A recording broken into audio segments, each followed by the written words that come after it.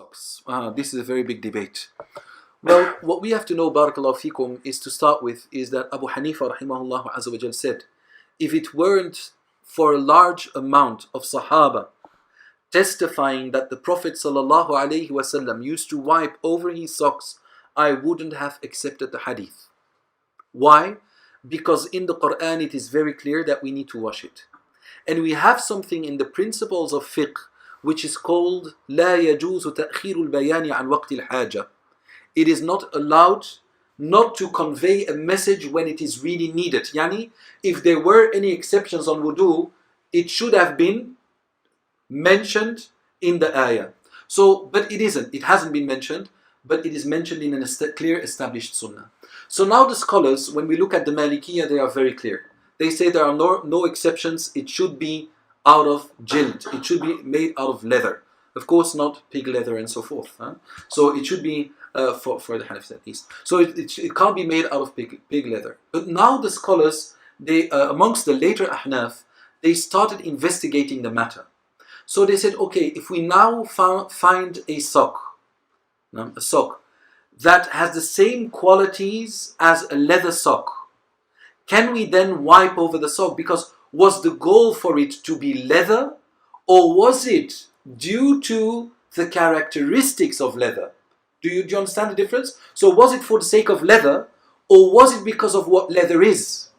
So they are divided into two categories. One of them say it is because of the qualities of leather. One, it's not transparent. Two, it fits to the foot. Three, it stands up on itself.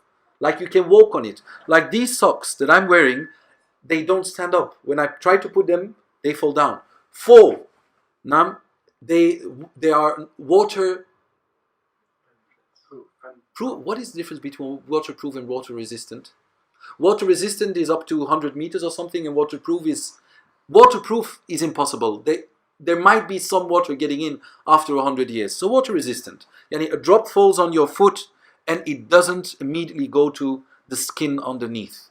And you should be able to walk on it, and you shouldn't attach it with something from the outside. These are the conditions our ulama gave. So they say, like, if this is present in the sock you are wearing, now you are allowed to wipe over this sock. Is that clear?